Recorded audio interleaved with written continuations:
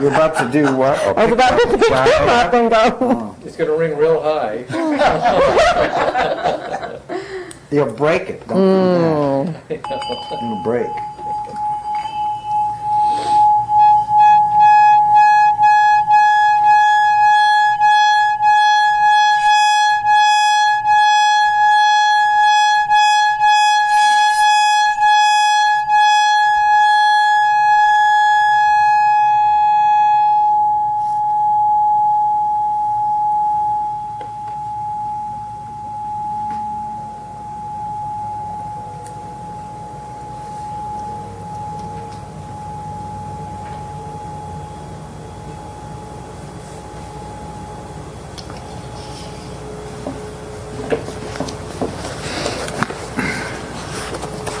Okay, we're on page 110,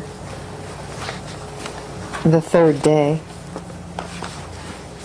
Yet even when set face to face in this way, some persons, because of obscurations from bad karma and from pride, although the hook of the rays of grace striketh against them, flee from it.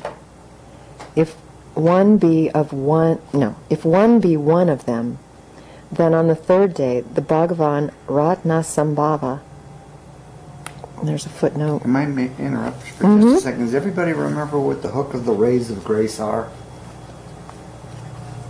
When we were reading it before, they described them as the same thing as you see in some of the Egyptian drawings, that the rays of the sun come down and they have little hooks on the end, and that it was symbolic of the way it was interpreted. The sun god or whatever would grab you and take you back to your next or to the afterlife or whatever, in the transference or anything. But it's a the hook of the rays of grace. I would say that a better way to say it would be an opportunity to accept the opportunity to accept a opening of a door, the opportunity to accept a everybody in life has been going through life, and there's been opportunities. Like Ron and I were driving down the freeway one day in LA, and you picked me up from the airport, and this truck in front of us hit this 4x4, okay? And I've told the story lots of times. And we were driving in this lane, and Ron probably couldn't do it today or ever do it again. But all of a sudden, this 4x4 came up. You know what everybody knows? A 4x4, 8 foot long, came up and was vertical, and it was going around, and it was spinning and everything. It was airborne, and it was going to go right through our windshield, and it was going to come on my side. I could see it coming right towards me, and there was this space in the left-hand side between two cars that it was no longer than a foot on each end of the car. And Ron somehow turned the car sideways and slipped into that space, and then he came back out of it into our lane, and the 4x4 went behind us. Ron took advantage of a ray of grace. Big time. Big time. An opportunity to avoid a disaster. Now that's a modern time expression of taking advantage of a ray of grace. It was, the slot was there, the hole was there, but he took advantage of it. It's not a person or anything up there saying, oh, I'm going to put grace on you or do this for you, or someone sitting with white robes and people out of the rain and everything. It's an opportunity in the life here that you're in life, when a point comes where you can let go of your whatever it is and move in. That was automatic reaction, wasn't it? I mean, think about it until it was over. Just happened, right? He surrendered to destiny and went with it. He let go of everything and just went with it. His natural reactions. And you can have those opportunities well in this life and in the afterlife. And they're very rare though, but they speak about them in here 2 times so far that I remember. This is the 2nd time, right? Take an opportunity from a ray of grace in your transference. Once you've died and you're in that, if that opportunity comes to you and you can remember me talking about it, take it. that if you have an opportunity to surrender in this lifetime, take it. It knocks on your door, it calls you lots of times around here. I talk about it all the time, and everybody says, "Oh, that's nice," and whatever. But sometimes it knocks on your door, maybe knocking now. Whatever. Take the opportunity. Anyway, I wanted to say something about it because that's really important. And I don't know how much they talk about it in this book, but we'll probably talk about it some other time too. And I've talked about surrender and everything else. But all of you can probably remember coming to classes and stuff, and you've heard me say it a lot and everything. You said, that's nice and everything. And there's other times that you've felt it and everything, but then you've just gone on and done life and stuff like that. One of those times you ought to take an opportunity.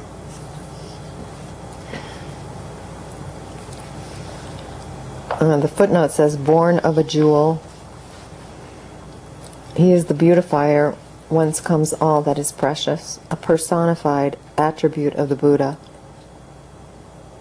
And his accompanying deities, along with the light path from the human world, will come to receive one simultaneously. Again, calling the deceased by name, the setting face to face is thus: O nobly born, listen undistractedly. On the third day, the primal form of the element earth will shine forth as a yellow light. At that time, from the southern realm, endowed with glory, the Bhagavan Ratna Sambhava, yellow in color, bearing a jewel in his hand, seated upon a horse throne and embraced by the Divine Mother, Sanyai Chamma. There's a footnote. She of the Buddha eye will shine upon thee. The two bodhisattvas, Akesha Garbha, which is womb of the sky, and Samantabhadra. This is not the Adi Buddha, Samantabhadra, but the spiritual son of the Dhyana Buddha Vairocana. Where was I? Okay, wait a minute. Okay, attended by the two female bodhisattvas, Malema and Dupema. And there's a footnote. She who holds the rosary, that's interesting, and she who holds the incense. These are corrupt forms, hybrids of Sanskrit and Tibetan, their Sanskrit equivalents being Malay and Dupa, and their Tibetan equivalents Frengbama and somebody else. The color of these goddesses, corresponding to that of the earth light, is yellow. In all, 6 Bodic forms will come to shine from amidst a rainbow halo of light. The aggregate of touch in its primal form as the yellow light of the wisdom of equality, dazzlingly yellow, glorified with orbs, having satellite orbs of radiance, so clear and bright that the eye can scarcely look upon it, will strike against thee. Side by side with it, the dull, bluish yellow light from the human world will also strike against thy heart, along with the wisdom light. Thereupon, through the power of egotism, thou wilt beget a fear for the dazzling yellow light, and wilt wish to flee from it. Thou wilt be fondly attracted toward the dull light, the dull bluish yellow light from the human world. At that time, do not fear that bright, dazzling yellow, transparent light, but know it to be wisdom. In that state, keeping thy mind resigned, trust in it earnestly and humbly, if thou knowest it to be the radiance of thine own intellect, although thou exertest not thy humility and faith and prayer to it. The divine body and light will merge into thee inseparably, and thou wilt obtain Buddhahood. If thou dost not recognize the radiance of thine own intellect, think with faith. It is the radiance of the grace of the Bhagavan Ratna Sambhava. I will take refuge in it and pray. It is the hook of the grace rays of the Bhagavan Ratna Sambhava. Believe in it. Be not fond of that dull bluish yellow light from the human world. That is the path of thine accumulated propensities of violent egotism come to receive thee. If thou art attracted by it, thou wilt be born in the human world and have to suffer birth, age, sickness, and death, and thou wilt have no chance of getting out of the quagmire of worldly existence. That is an interruption to obstruct thy path of liberation. Therefore look not upon it, and abandon egotism, abandon propensities. Be not attracted towards it, be not weak. Act so as to trust in that bright, dazzling light. Put thine earnest thought one-pointedly upon the Bhagavan Ratna Sambhava and pray thus. Alas, when wandering in the samsara because of the power of violent egotism, on the radiant light path of the wisdom of equality, may I be led by the Bhagavan Ratna Sambhava. May the Divine Mother, she of the Buddha eye, be my rear guard. May I be led safely across the fearful ambush of the bardo, and may I be placed in the state of the all-perfect Buddhahood. By praying thus with deep humility and faith, thou wilt merge into the heart of the Bhagavan Ratna Sambhava, the Divine Father Mother, in halo of rainbow light, and attain Buddhahood in the Sambhogakaya, in the southern realm, endowed with glory. The fourth day. By thus being set face to face, however weak the mental faculties may be, there is no doubt of one's gaining liberation.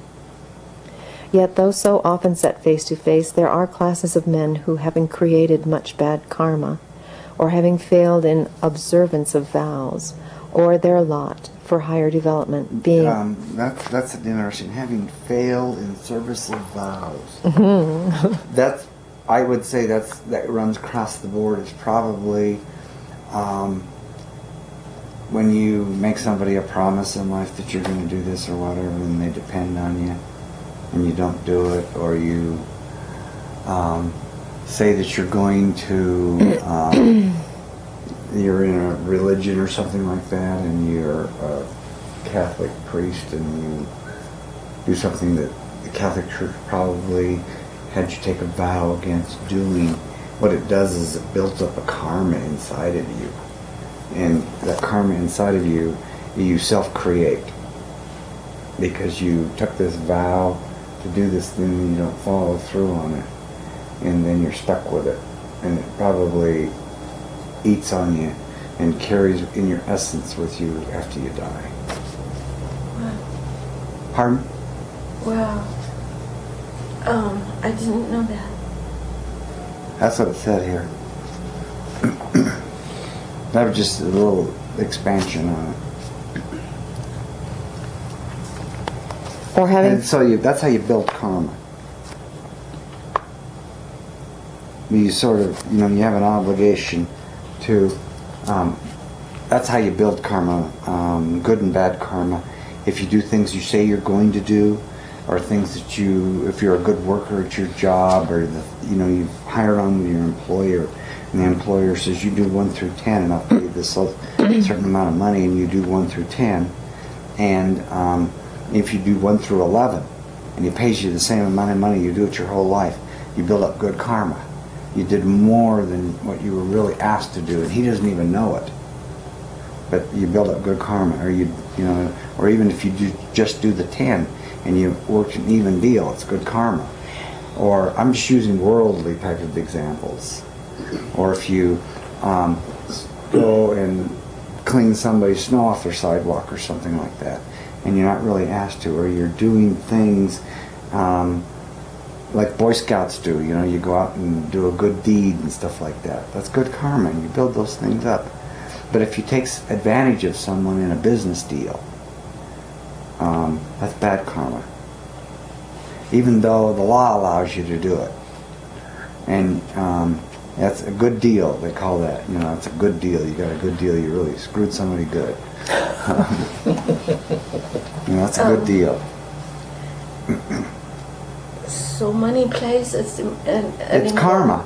You build karma up by the way you behave while you're in an earthly life. And those things all are resting in your mind, but maybe you've got them suppressed, but they go with your essence as a flavor on your essence, or as a karma on your essence. I have a question. Yeah. Is that excuse me? Is that the same as building saving spirit within your will? Is doing what?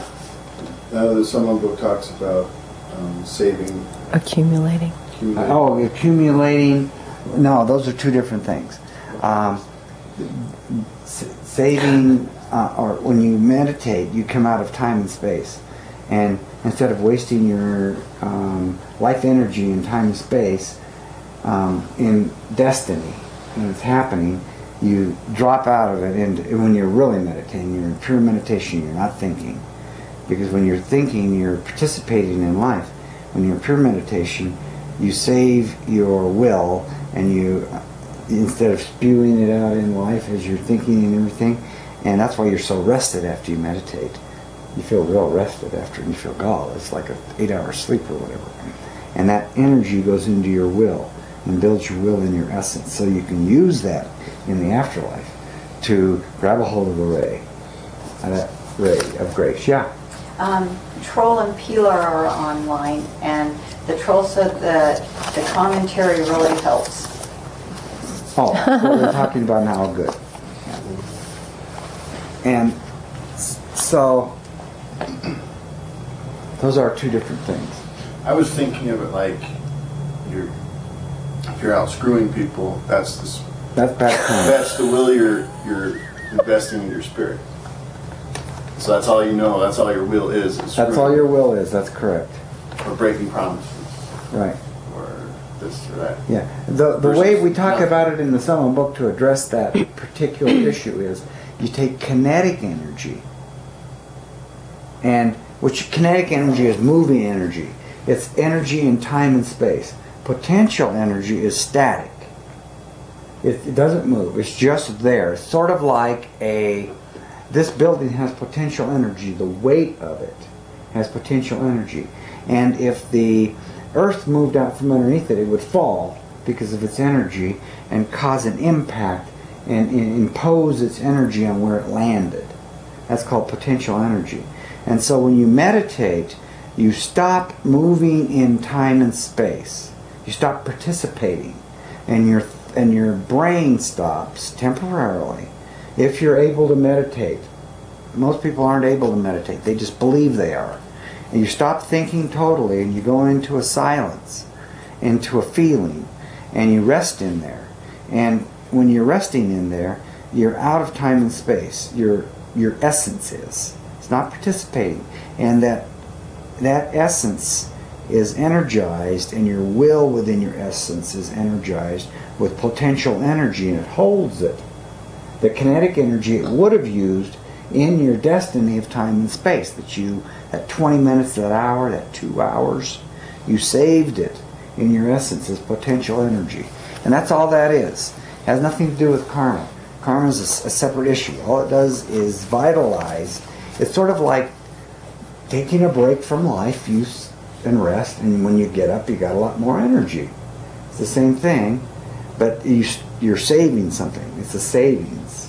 And so by not participating, you're missing out on something in life, in time and space, because you're in this silence, out of it, totally.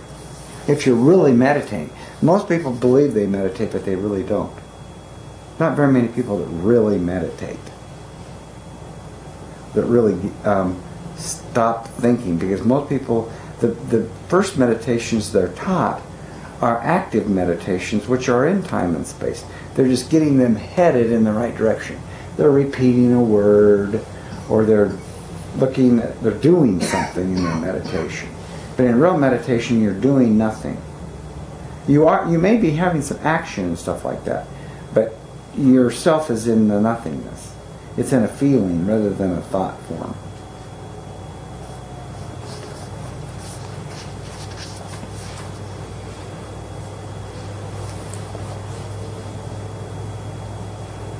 Having created much bad karma, or having failed in observance of vows, or their lot for higher development being altogether lacking, prove unable to recognize, their obscurations and evil karma, from covetousness and miserliness,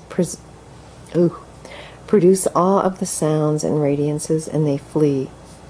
If one be of these classes, then on the fourth day, the Bhagavan Amitabha, there's a footnote, boundless light, as an embodiment of one of the Buddha attributes or wisdoms, the all-discriminating wisdom, Amitabha personifies life eternal. You're going to have to excuse me.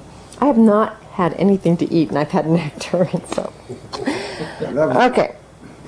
Anyway, and his attendant deities, together with the light path from the Prita Loka, proceeding from miserliness and attachment, will come to receive one simultaneously. Again, the setting face to face is calling the deceased by name thus. I would like to ask about the setting face to face. It's said so many times. What is that? That's when, in our transference... Your attention? No? In our transference, that's when the officiant is speaking with the essence of the individual being transferred.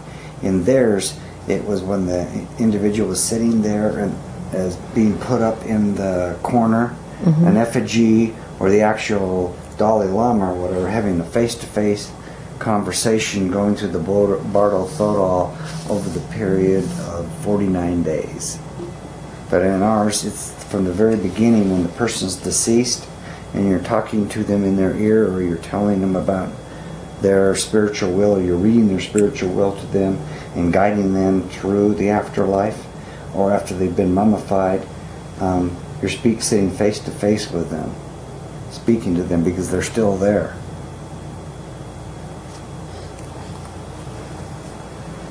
O nobly born, listen undistractedly. On the fourth day, the red light, which is the primal form of the element fire, will shine. At that time, from the red western realm of happiness, and there's a footnote, she in white raiment, the Bhagavan Buddha Amitabha, red in color, bearing a lotus in his hand, seated upon a peacock throne and embraced by the Divine Mother Gokarmo, will shine upon thee, together with the Bodhisattvas Shenrazi.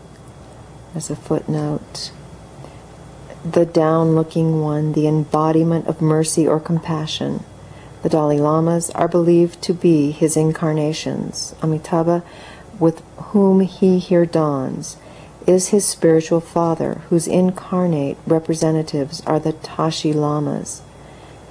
He is often depicted with 11 heads and 1,000 arms, each with an eye in the palm, as the great pitier. His 1,000 arms and eyes appropriately representing him as ever on the outlook to discover distress and to succor the troubled. In China, this person becomes the great goddess of mercy, represented by a female figure bearing a child in her arms. Kuan Yin. That's Kuan Yin. And Jean-Paul, of gentle glory, a fuller Tibetan form, a glorious, gentle-voiced one. He is the god of mystic wisdom, the Buddhist Apollo, commonly depicted with the flaming sword of light held aloft in his right hand and the lotus-supported book of wisdom held in his left. Attended by the female bodhisattvas, Girdima, there's a footnote, Song, commonly represented holding a lyre, personifies or symbolizes music and song, and Aloka, holding a lamp, personifies or symbolizes light, related to the element fire, as herein their color is red. The 6 bodies of enlightenment will shine upon thee from amidst a halo of rainbow light. The primal form of the aggregate of feelings, as the red light of the all-discriminating wisdom, glitteringly red, glorified with orbs and satellite orbs, bright, transparent, glorious, and dazzling, proceeding from the heart of the Divine Father, Mother, Amitabha, will strike against thy heart so radiantly that thou wilt scarcely be able to look upon it. Fear it not. Along with it a dull red light from the Prita Loka, coming side by side from the light of wisdom, will also shine upon thee. Act so that thou shalt not be fond of it. Abandon attachment and weakness for it. At that time, through the influence of intense attachment, thou wilt become terrified by the dazzling red light, and wilt wish to flee from it, and thou wilt beget a fondness for that dull red light of the Prita Loka. At that time, be not afraid of the glorious, dazzling, transparent, radiant red light. Recognizing it as wisdom, keeping thine intellect in the state of resignation, thou wilt merge into it inseparably and attain Buddhahood. If thou dost not recognize it, think, it is the rays of the grace of the Bhagavan Amitabha, and I will take refuge in it, and trusting humbly in it, pray unto it. That is the hook rays of the grace of the Bhagavan Amitabha. Trust in it humbly, flee not. Even if thou fleest, it will follow thee inseparably from thyself. Fear it not. Be not attracted towards the dull red light of the Prita Loka. That is the light path proceeding from the accumulations of thine intense attachment to sansaric existence, which hath come to receive thee. If thou be attached thereto, thou wilt fall into the world of unhappy spirits and suffer unbearable misery from hunger and thirst. Thou wilt have no chance of gaining liberation therein. There's a footnote. Once the deceased becomes a preta or unhappy ghost, the after-death attainment of nirvana is normally no longer possible. He must then wait for the opportunity afforded by rebirth in the human world, when his Prita Loka existence has ended. That dull red light is an interruption to obstruct thee on the path of liberation. Be not attached to it and abandon habitual propensities. Be not weak. Trust in the bright, dazzling red light. In the Bhagavan Amitabha, the Father, Mother, put thy trust one pointedly and pray thus. Alas, Can I interrupt? We talked about be not weak. Does everybody see how having a strong will in your essence would be helpful after you leave this life, so that you can, if you know what to look for and if you're guided on the other side, and if you have a strong will in your essence, you have the will within your essence to choose the dark red light, or choose the bright yellow light, or choose the bright clear light, or bright white light versus the dull lights.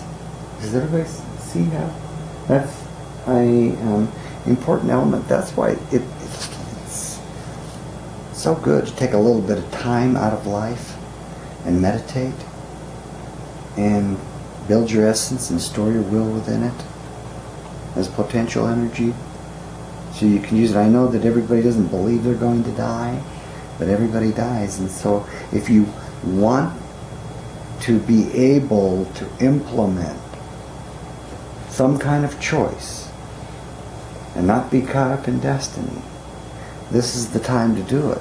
At your passing, this is when your catapulting forward can take place. You can bypass a lot of lower incarnations. You could probably miss several million of them out of those 8,400,000 incarnations, and move on even beyond human kindness to an advanced states of beings, if you choose to do that, rather than just being lost in the drama of time and space on your stage of life, in your destiny.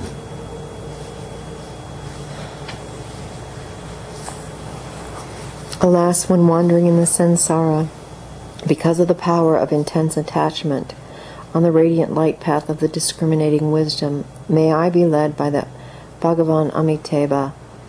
May the Divine Mother, she of white raiment, be my rear guard. May I be safely led across the dangerous ambush of the bardo, and may I be placed in the state of the all-perfect Buddhahood. By praying thus, humbly and earnestly, thou wilt merge into the heart of the Divine Father, Mother, the Bhagavan Amitabha, in halo of rainbow light, and attain Buddhahood in the Sambhogakaya, in the Western realm, named Happy. The 5th day. It is impossible that one should not be liberated thereby. Yet, though thus set face to face, sentient beings, unable through long association with propensities to abandon propensities, and through bad karma and jealousy, awe and terror being produced by the sounds and radiances, the hook rays of grace, failing to catch hold of them, wander down also to the 5th day. If one be such a sentient being, thereupon the Bhagavan Amoghasiddhi, Almighty Conqueror, with his attendant deities and the light and rays of his grace will come to receive one. A light proceeding from the Asura Loka, produced by the evil passion of jealousy, will also come to receive one. The setting face to face at that time is calling the deceased by name See, he thus. explains it right there, Ron. He's sitting face to face, calling the deceased by name. O nobly born, listen. Ron's got to do this, that's why I mention it. Ron's got to do this sitting face to face. O nobly born, listen undistractedly. On the 5th day, the green light of the primal form of the element air will shine upon thee. At that time, from the green northern realm of successful performance of best actions, the Bhagavan Buddha Amoghasiddhi, green in color, bearing a crust dorja in hand. That is, a dorja with 4 heads. It symbolizes equilibrium, immutability, and almighty power. Seated upon a sky-traversing harpy throne, refers to an order of creatures like the fabulous harpies of classical mythology, having human form from the waist upwards, and from the waist downwards the form of a bird. But whereas the Greek harpies were female, these are of both sexes. That a race of such harpies exists in the world somewhere is a popular belief among Tibetans. Embraced by the Divine Mother, the faithful Dolma, another footnote, she is the divine consort of Avalokita Shivara. There are now 2 recognized forms of this goddess, the green Dolma as worshipped in Tibet, and the white Dolma as worshipped chiefly in China and Mongolia. The royal Nepalese princess, who became the wife of the first Buddhist king of Tibet, is believed to have been an incarnation of the green Dolma, and his wife from the imperial house of China is an incarnation of the white Dolma. The late Lama Kazi Samdup told me that because Tibetans saw the likeness of Queen Victoria on English coins and recognized it as being that of Dolma, there developed throughout Tibet during the Victorian era a belief that Dolma had come back to birth again to rule the world in the person of the great Queen of England, and that, owing to this belief, the British representatives of the Queen then met with an unusually friendly reception in their negotiations with Lhasa, although probably unaware of the origin of the friendship.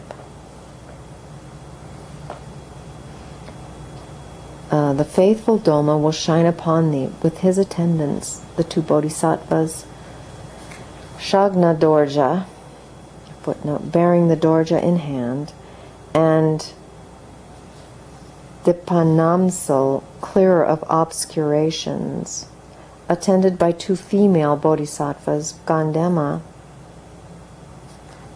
she-spring perfume, one of the 8 mother goddesses of the Hindu pantheon. She is depicted holding a shell vase of perfume, and Nidima, she holding sweet meats. Although a goddess like Nidima cannot be included in the formal list of 8 maitris, the 8 already having been named in our text. Both goddesses are green in color, like the light of the all-performing wisdom. These 6 Bodic forms, from amidst a halo of rainbow light, will come to shine. The primal form of the aggregate of volition, shining as the green light of the all-performing wisdom, dazzlingly green, transparent and radiant, glorious and terrifying, beautified with orbs surrounded by satellite orbs of radiance, issuing from the heart of the divine Father-Mother, Umboga City, green in color, will strike against thy heart so wondrously bright that thou wilt scarcely be able to look at it. Fear it not. That is the natural power of the wisdom of thine own intellect. Abide in the state of great resignation, of impartiality. Along with it, the green light of the all-performing wisdom, a light of dull green color from the Asura Loka, produced from the cause of the feeling of jealousy, coming side by side with the wisdom rays, will shine upon thee. Meditate upon it with impartiality, with neither repulsion nor attraction. Be not fond of it.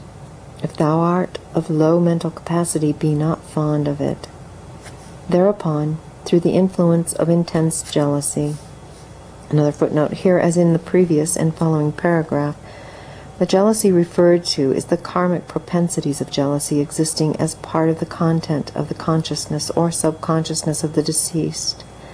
And erupting on this, the 5th day of the Bardo existence, they produce their corresponding astral hallucinations. Thou wilt be terrified at the dazzling radiance of the green light, and wilt wish to flee from it. And thou wilt beget a fondness for that dull green light of the Asura Loka. At that time fear not the glorious and transparent, radiant and dazzling green light, but know it to be wisdom. And in that state allow thine intellect to rest in resignation. Or else think, it is the hook rays of the light of grace of the Bhagavan Amoga Siddhi, which is the all-performing wisdom. Believe thus on it, flee not from it. Even though thou shouldst flee from it, it will follow thee inseparably from thyself. Fear it not. Be not fond of that dull green light of the Asura Loka. That is the karmic path of acquired intense jealousy, which hath come to receive thee. If thou art attracted by it, thou wilt fall into the Asura Loka and have to engage in unbearable miseries of quarreling and warfare. Footnote, quarreling and warfare are the chief passions of a being born as an Asura in the Asura Loka. That is an interruption to obstruct thy path of liberation.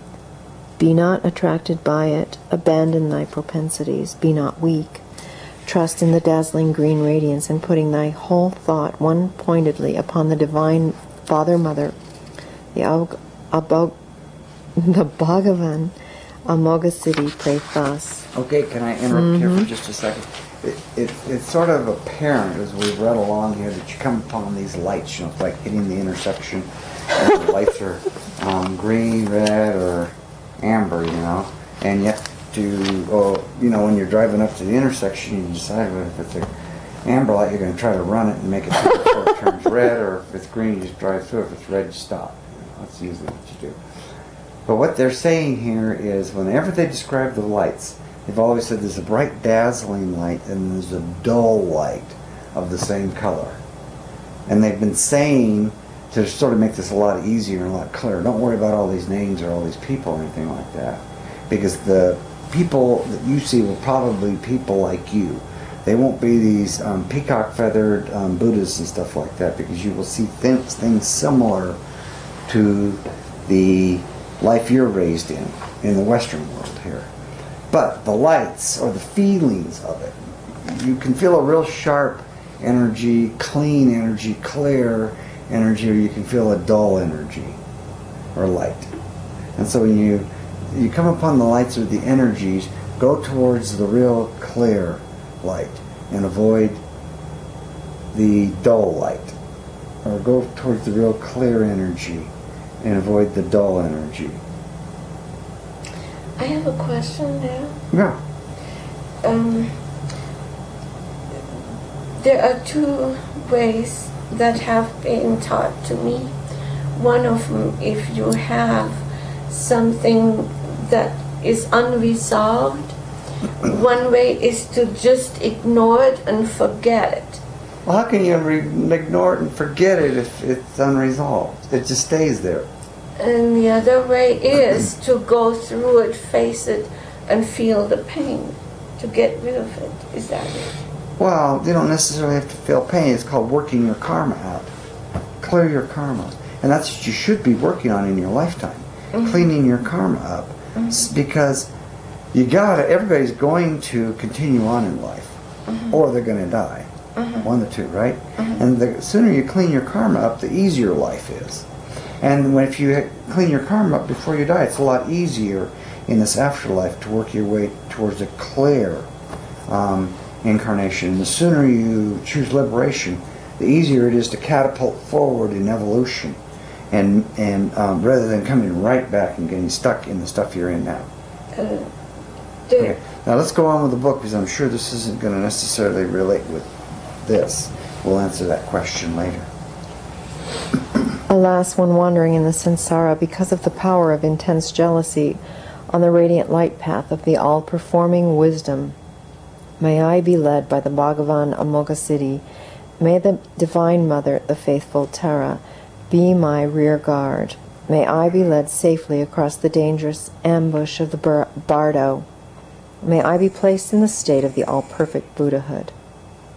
By praying thus with intense faith and humility, thou wilt merge into the heart of the Divine Father-Mother, the Bhagavan Amoghasiddhi, in the halo of rainbow light, and attain Buddhahood in the Sambhogakaya, in the northern realm of heaped up good deeds.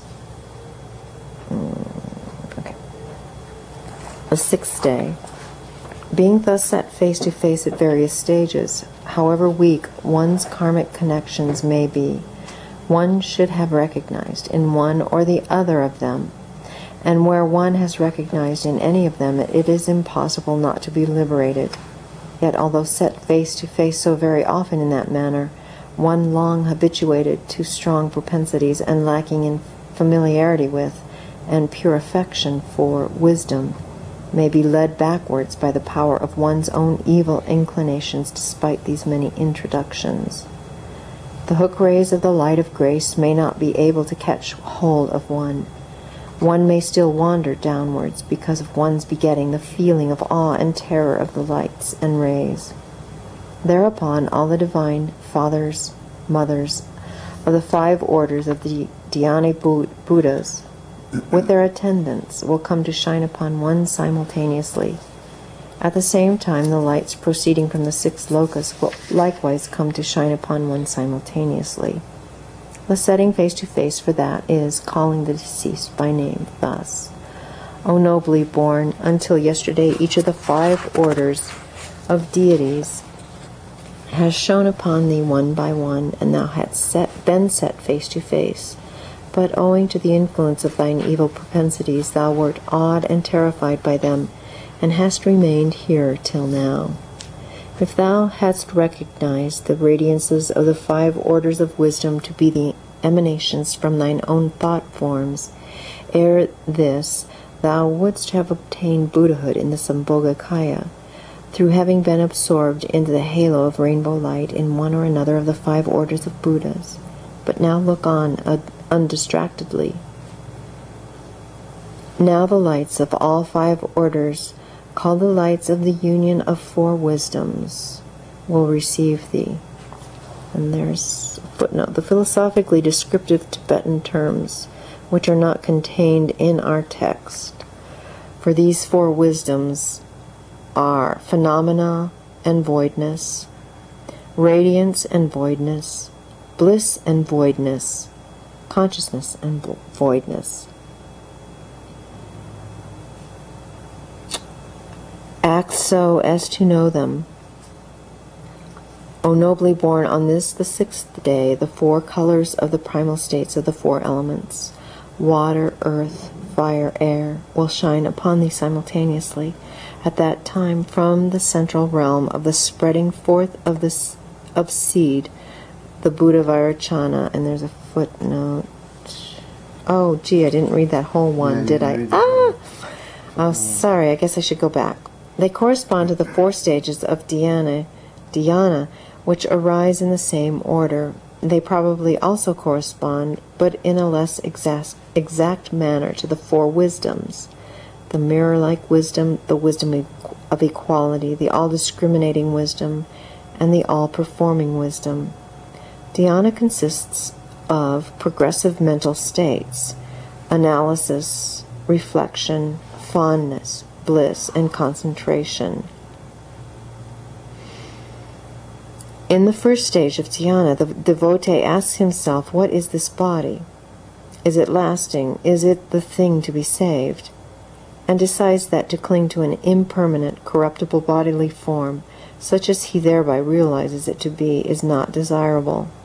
Similarly, having gained knowledge of the nature of form, he analyzes and reflects upon touch, feeling, volition, cognition, and desire. And finding that mind is the apparent reality, arrives at ordinary concentration. In the second stage of dhyana, reflection only is employed. In other words, reflection transcends the lower mental process called analysis. In the third stage, reflection gives way to a blissful state of consciousness, and this bliss, being at first apparently a physical sensation, merges into pure ecstasy in the fourth stage. In the fifth stage, the sensation of ecstasy, although always present in a suppressed or secondary condition, gives way to complete concentration. Okay. Now, that was for the other footnote. You need to refer to act so as. Act so as to know them. O nobly born, on this the 6th day, the 4 colors of the primal states of the 4 elements, water, earth, fire, air, will shine upon thee simultaneously. At that time, from the central realm of the spreading forth of seed, the Buddha Vairocana, and there's a footnote, heretofore, each of the chief deities has been called Bhagavan, the victorious, but herein Buddha, the enlightened, is the designation. Okay, it does go on. It says, the text contains Sangye, or Sans, which is awakened from sleep of stupidity, and the last half, develop fully in all attributes of perfection or moral virtues. The Divine Father Mother with the attendant deities will come to shine upon thee. From the eastern realm of preeminent happiness, the Buddha Vajrasattva, the Divine Father Mother with the attendant deities, will come to shine upon thee. From the southern realm, endowed with glory, the Buddha Ratna Sambhava, the Divine Father Mother with the attendant deities, will come to shine upon thee. From the happy western realm. Footnote. Between this bar and the bar in the sentence following is contained the translation of the Tibetan text. All right. Of the heaped up lotuses, the Buddha Amitabha, the Divine Father Mother, along with the attendant deities, will come to shine upon thee. From the northern realm of perfected good deeds, the Buddha Amoga Siddhi, the Divine Father Mother, along with the attendants, will come amidst a halo of rainbow light to shine upon thee at this very moment. O nobly born, on the outer circle of these 5 pairs of dhyana Buddhas, the 4 doorkeepers, the wrathful ones, the victorious ones, the doorkeeper of the east, the destroyer of the Lord of Death, the doorkeeper of the south, a form of Shiva, and the wrathful aspect of Avalokiteshvara. He, as a wrathful deity, personifies one of the 10 forms of anger.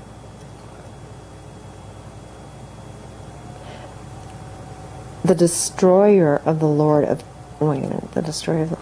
Did I read that already? Yeah. Okay. The horse-necked king... Horse-necked king, the doorkeeper of the west. The urn of nectar. He who is... the urn of nectar, whose divine function is to transmute all things into nectar, in the esoteric sense of tantric yoga, amrita, meaning nectar exoterically, and esoterically, voidness. He is the doorkeeper of the north. With the 4 female doorkeepers, the goad bearer,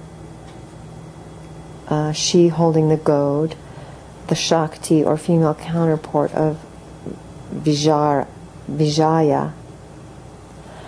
the noose bearer, she holding the noose, the Shakti of Yamantaka, the chain bearer, the Shakti of another person, and the bell bearer, she holding the bell, the Shakti of Amrita Dara.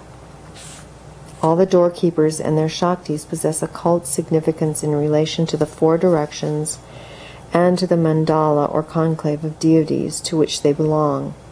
As tantric faith-guarding deities, they rank with bodhisattvas. They symbolize, too, the 4 tranquil or peaceful methods employed by divine beings for the salvation of sentient creatures, of whom mankind are the highest, which are compassion, fondness, love, and stern justice. Along with the Buddha of the Devas, named the one of supreme power, powerful one of 100 sacrifices, a name of Indra, one of supreme power, the Buddha of the Asuras, named he of strong texture, a name referring either to the bodily strength of, or else to the coat of mail worn by this lord of the Asuraloka, the world wherein warfare is the predominant passion of existence. The Buddha of mankind, named the lion of the Shakyas, the Buddha of the brute kingdom, named the unshakable lion, the Buddha of the Pretas, named the one of flaming mouth, and the Buddha of the lower world, named the king of truth. Footnote. These, the 8 father, mother, doorkeepers, and the 6 teachers, the victorious ones, will come to shine too. The all-good father and the all-good mother. Footnote. The Tantric school holds that every deity, even the supreme, has its Shakti. A few deities are, however, commonly depicted Shakti-less.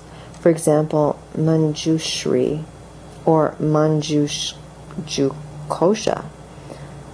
Though there may be, as in the instance of the mother, which this deity holds, some symbolic representation of a Shakti. This is apparently a doctrine of universal dualism. In the final analysis, however, all pairs of opposites being viewed as having a single source, in the voidness of the Dharmakaya, the apparent dualism becomes monism.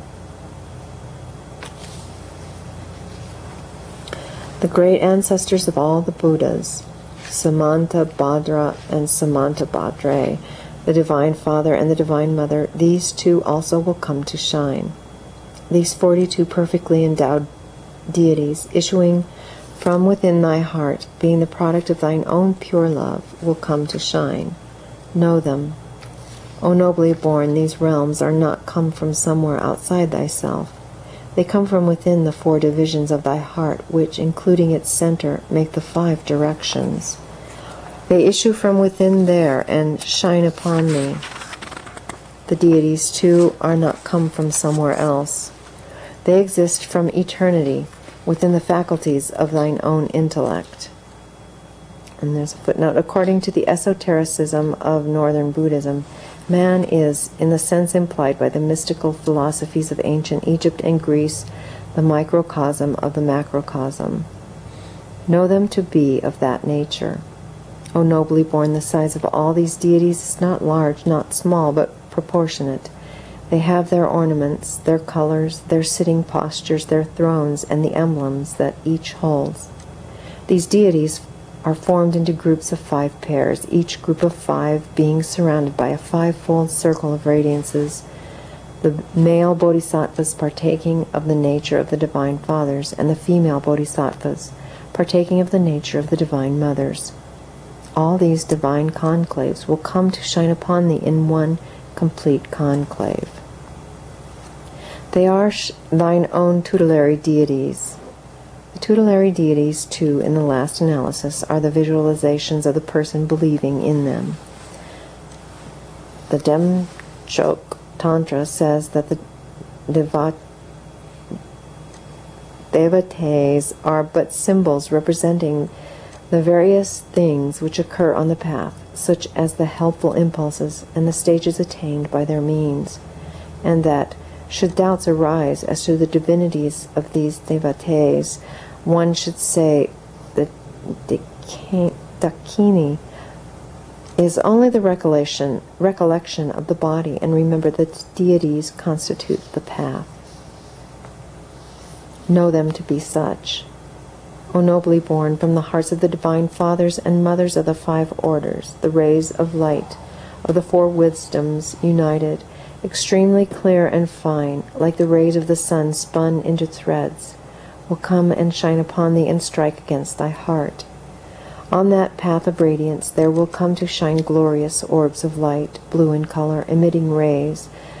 The Dharmadhatu wisdom itself will each appearing like an inverted turquoise cup, surrounded by similar orbs, smaller in size, glorious and dazzling, radiant and transparent, each made more glorious, with 5 yet smaller satellite orbs dotted round about with 5 starry spots of light of the same nature, leaving neither the center nor the borders of the blue light path unglorified by the orbs and the smaller satellite orbs. From the heart of Vajrasattva, the white light path of the mirror-like wisdom, white and transparent, glorious and dazzling, glorious and terrifying, made more glorious with orbs surrounded by smaller orbs of transparent and radiant light upon it, each like an inverted mirror, will come to shine. From the heart of Ratnasambhava, the yellow light path of the wisdom of equality, glorified with yellow orbs of radiance, each like an inverted gold cup, surrounded by smaller orbs, and these with yet smaller orbs will come to shine. From the heart of Amitabha, the transparent, bright red light path of the discriminating wisdom, upon which are orbs, like inverted coral cups, emitting rays of wisdom, extremely bright and dazzling, each glorified with 5 satellite orbs of the same nature, leaving neither the center nor the borders of the red light path unglorified with orbs, and smaller satellite orbs will come to shine. These will come to shine against thy heart simultaneously. Footnote: each of these mystical radiances symbolizes the particular bodhic or wisdom, quality of the Buddha whence it shines. In the Tibetan of our text, there is here such fervency in the poetical description of the light paths that the translator, in order to render something of the beauty of the original language, essayed several renderings, of which the actual rendering is the outcome. O nobly born, all those are the radiances of thine own intellectual faculties come to shine. They have not come from any other place. Be not attracted towards them, be not weak, be not terrified, but abide in the mood of non-thought formation. Footnote: the mood of non-thought formation is attained in Samadhi Yoga. This state, regarded as the primordial state of mind, is illustrated by the following figure. So long as a man afloat on a river passively submits to the current, he is carried along smoothly. But if he attempts to grasp an object fixed in the water, the tranquility of his motion is broken. Similarly, thought formation arrests the natural flow of the mind. What he's saying there is meditate. Whoa, that is quite a Is that the statement. natural flow of the mind, meditation? No. It's not the natural flow of most minds, but it should be the natural flow. We probably ought to finish this. Oh, wow, it is long, isn't it? Okay. Yeah. Why don't we stop and Okay. start there again? Okay, all right. Because that's good.